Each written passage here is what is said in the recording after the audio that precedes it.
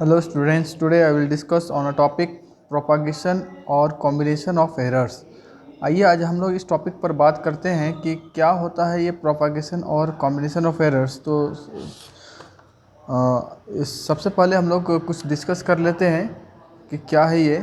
तो देखिए आप एंड पर लिखा हुआ देख पा रहे हैं एरर्स, तो आपको समझ में आ गया कि कुछ ना कुछ हम लोग आज एरर से रिलेटेड बात करेंगे। और तो देखिए सपोज एक बहुत ही सिंपल एक्सप्रेशन लेते हैं, that is acceleration equal to v minus u by t. ये होता है इसका फॉर्मूला। अब है कि यह जो एक्सेलरेशन है, अगर आप किसी इवेंट के वेलोसिटी को v और u इनिशियल फाइनल नोट करते हैं, इसका रीडिंग लेते हैं किसी मूविंग बॉडी का, और उसके बीच के टाइम को आप स्टॉप वॉच से लेते हैं या किसी वॉच के हेल्प से इसके रीडिंग को नोट करते हैं, तो देखिए एरर कहाँ कहाँ आएगा। आपका एरर इस टाइम t पर आएगा, इस u पर आएगा और इस v पर आएगा। और जब आप उसको फॉर्मूला में बैठाएंगे तो इन तीनों का जो एरर होगा उसका इफ़ेक्ट इस एक्सेलरेशन पर पड़ेगा। या एक और आप एग्जांपल पर समझ सकते हैं, v equal to u plus a t. V equal to u plus a t equation of motion, first equation of motion है। यह जो वेलोसिटी होगा आप इन दोनों की हेल्प से फाइंड करना चाह रहे हैं। आपने इनिशियल वेलोसिटी फाइंड किया किसी मूविंग बॉडी का, किसी बॉडी के मोशन को आपने u फाइंड कर लिया और आपने नोट किया। उसमें कुछ एरर रहा होगा क्योंकि एक्यूरेसी उतनी आसान नहीं होती है, कुछ ना कुछ एरर आ ही जाता है। और एक्यूरेट आया तो अच्छी बात है, तब आपका एरर ज़ीरो होगा। और आपने एक्सेलरेशन फाइंड किया, सपोज आपके पास डिवाइस है जिससे आप डायरेक्टली एक्सेलरेशन मेजर कर सको और टाइम को भी आपने मेजर किया डिवाइस से, तो इन तीनों में जो भी एरर होगा सभी का एक कंबाइंड इफेक्ट होगा जिसे हम लोग कॉम्बिनेशन ऑफ एरर कहते हैं।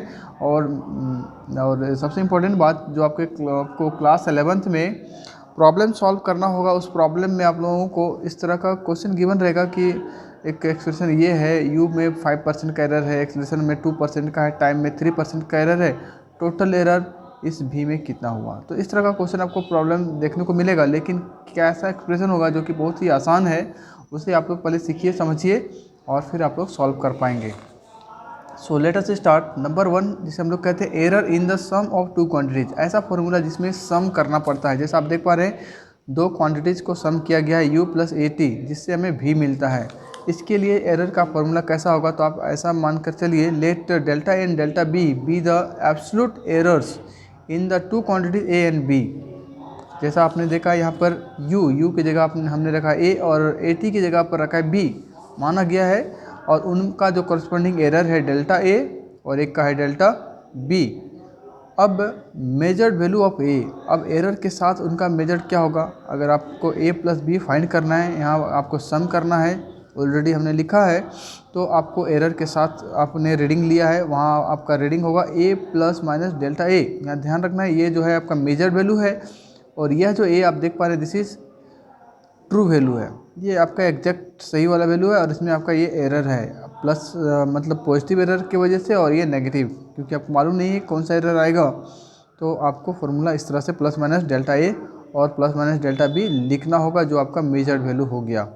अब आगे देखिए, लेट सम जेड, जो आपका इन दोनों का सम होगा, इन दोनों को जोड़ने के बाद जो नेट एरर होगा उसे हम लोग कहेंगे डेल्टा जेड।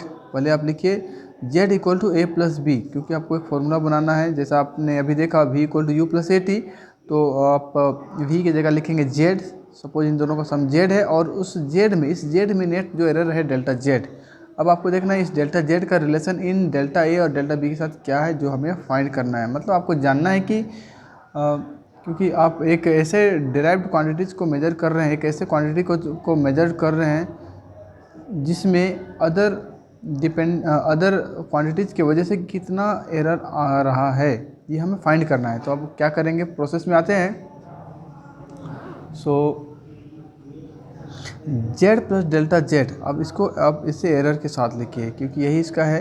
हमने a प्लस बी की जगह पर ये z मान लिया है और उसका कॉरस्पॉन्डिंग एरर डेल्टा z है, तो आप एरर के साथ लिखिए। यह इसका मेजर्ड वैल्यू आया, और राइट साइड में आप दोनों को जोड़ेंगे a प्लस माइनस डेल्टा ए, क्योंकि ये इसका मेजर्ड वैल्यू है a का और b का यह मेजर्ड वैल्यू है। और आप a प्लस बी को सेपरेट करिए और डेल्टा ए डेल्टा बी को सेपरेट करेंगे तो आपको आप a प्लस बी की जगह पर z लिख सकते हैं, क्योंकि आपने ऑलरेडी यही कंसीडर कर रखा है z that is equal to a plus b. आप यहाँ z बैठा देंगे तो ये z इस z के साथ कैंसिल हो जाएगा, और जैसा अभी आप z देख पा रहे हैं इसे आप कैंसिल समझिए, और रिमेनिंग जो बचेगा delta z that is equal to delta a plus delta b। ये प्लस माइनस कॉमन है, so this is the expression which we get. And आपको यही फाइंड करना होगा कि अगर सम करना होता है तो क्या एरर होगी। This is the error and this is maximum, यही मैक्सिमम है, मिनिमम की कोई संभावना है नहीं। सो नेक्स्ट हम लोग बात करेंगे error in the difference of two quantities. तो देखिए आपने एक समझ लिया, अब इसी के जैसा ही हम लोग यहाँ पर भी बात करते हैं। आप एक क्वांटिटीज ए मानिए एक बी मानिए, इनका कॉरस्पॉन्डिंग एरर को डेल्टा ए, दूसरा डेल्टा बी, एक जेड है इनका डिफरेंस, और जेड पर जो एरर आएगा नेट उसे आप डेल्टा जेड मान लीजिए। और जैसा हम लोगों ने लिखा है कि टोटल एरर क्या होगा तो आप उसे लिखेंगे इसके मेजर्ड वैल्यू के हिसाब से। आप यहाँ आप नोट करेंगे डेड plus minus delta z that is equal to a plus minus delta a minus, क्योंकि यहाँ माइनस साइन है आप लिख दीजिए।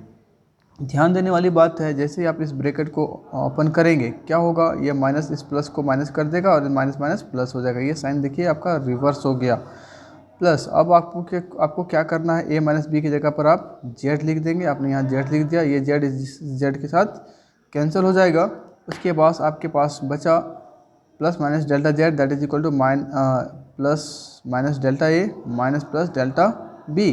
देखिए यहाँ पर ध्यान रखना है कि ये तो खैर कैंसिल हो जाएगा। अब आपके पास राइट हैंड साइड में जो टर्म बचा हुआ है इसमें मैक्सिमम वैल्यूज हमें फाइंड करना है कि मैक्सिमम एरर क्या होगा। तो आप इसे ऐसे लिख सकते हैं डेल्टा ए माइनस प्लस, अभी इस पर हम लोग बात करते हैं, और इधर है प्लस माइनस।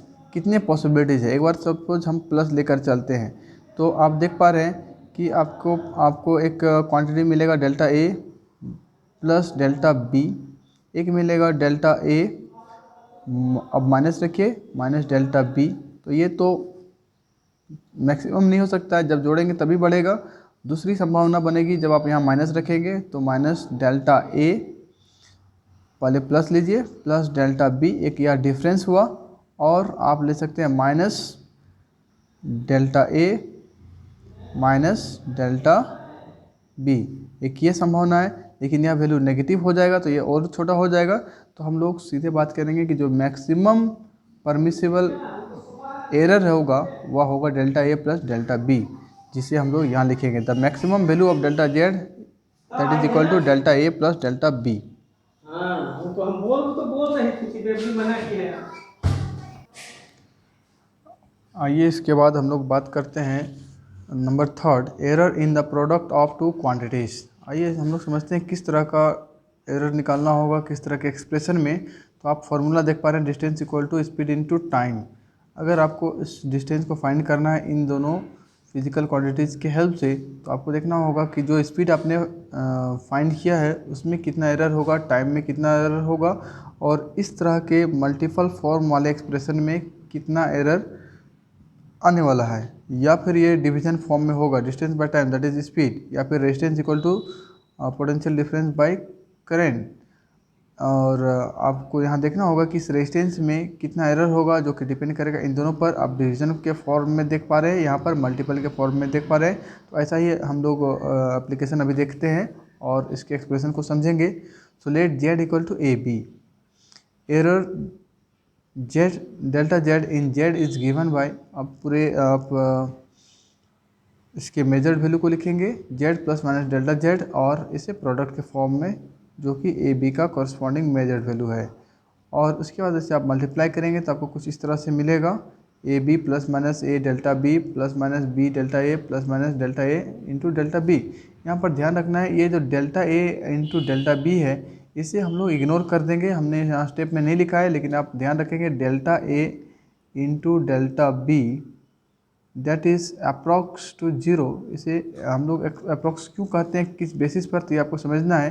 देखिए डेल्टा ए बहुत छोटा नंबर होता है और इसे आप कह सकते हैं सपोज ये 0.2 होगा, और सपोज डेल्टा बी का वैल्यू 0.3 है।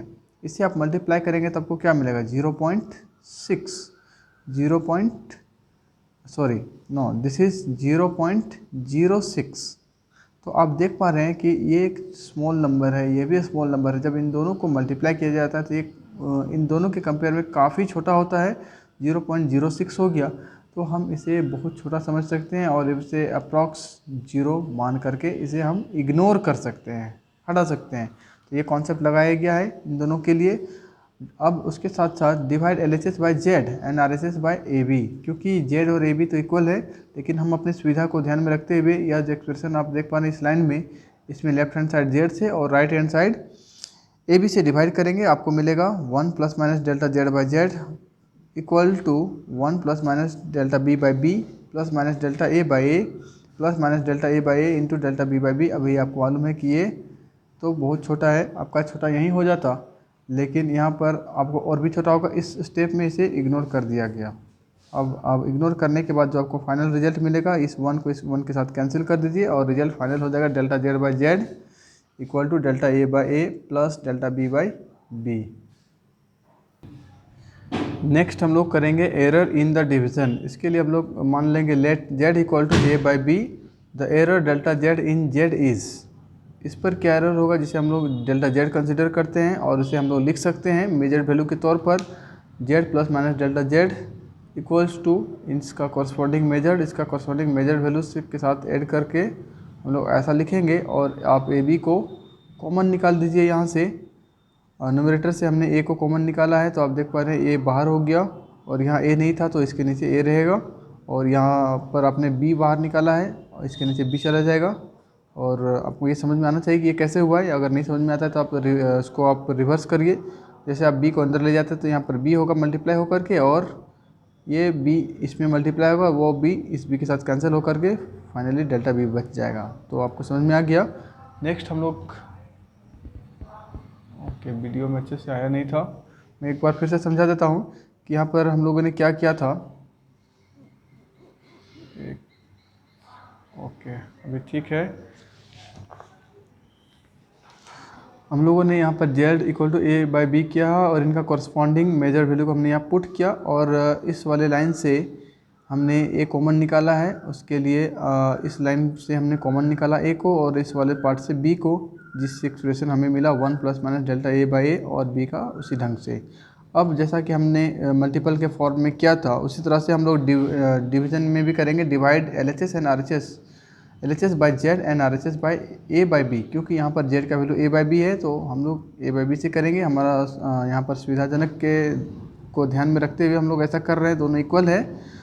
So we can do this left hand by z and RHS by a by B.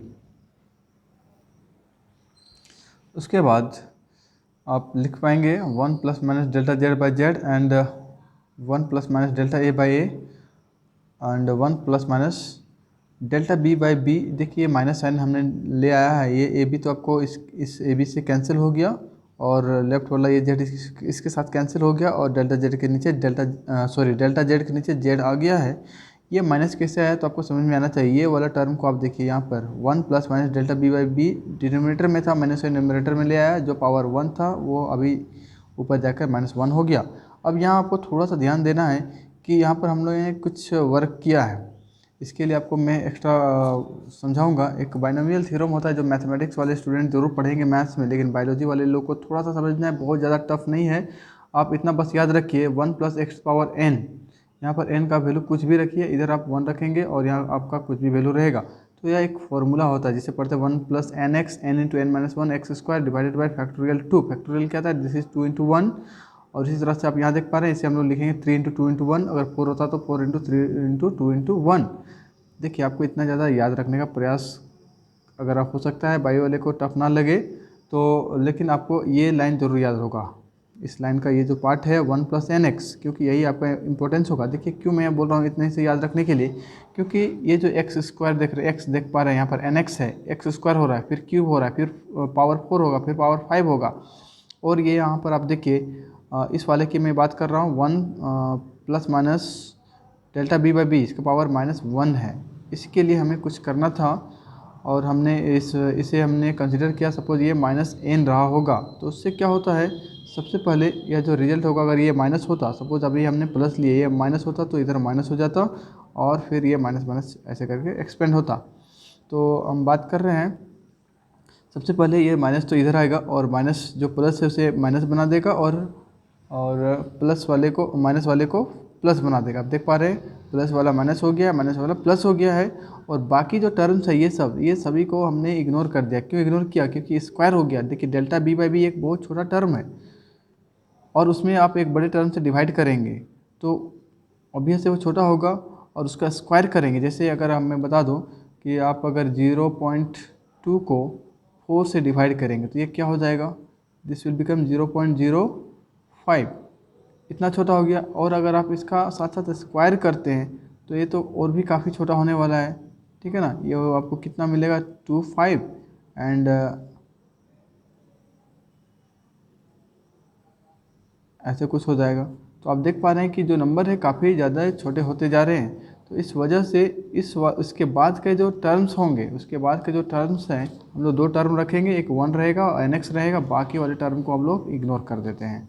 तो हमने इग्नोर कर दिया, सिर्फ दो टर्म रखा, एक रह गया 1 माइनस एक्स की जगह हमने लिखा डेल्टा बी बाई बी, जिसे आप देख पा रहे हैं। अब उसके बाद आप सॉल्व करिए, सिंपल मल्टीप्लाई करेंगे और जैसा कि आप राइट हैंड साइड देख पा रहे हैं, इसे आप मल्टीप्लाई कर देंगे। मल्टीप्लाई करने के बाद आपको ये फॉर्म मिल जाएगा 1 plus minus delta A by A plus minus delta B by B plus minus delta A by A into delta B by B. यहाँ पर ये वाला टर्म आपका फिर से इग्नोर होगा because product of this all is very small, so this is ignored and your final result is this. ये 1 इसके साथ कैंसिल हो जाएगा।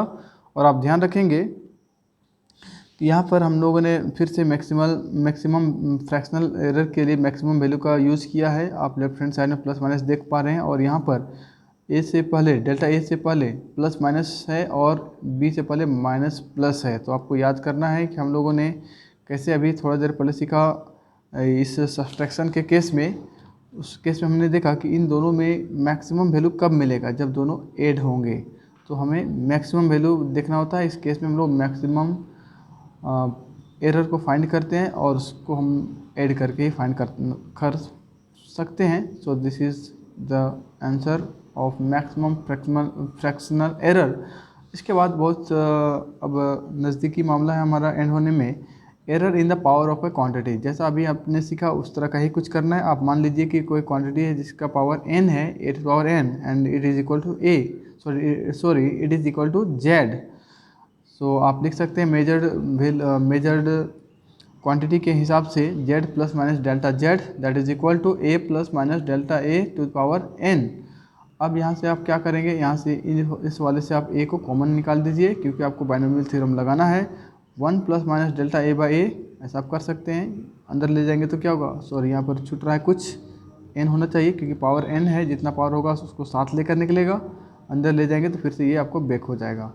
अब आप यहाँ पर बाइनोमियल लगा दीजिए। आपको 1 प्लस nx वाला ही रखना है, बाकी वाले को नहीं रखना है क्योंकि डेल्टा a बाई a आपको एक छोटा नंबर है, उसका स्क्वायर करते जाएंगे, क्यूब करते जाएंगे, फोर्थ करते जाएंगे तो वो तो काफ़ी छोटा होगा जिसे हम जीरो समझ करके छोड़ देंगे, लगभग जीरो समझ करके इग्नोर कर देंगे।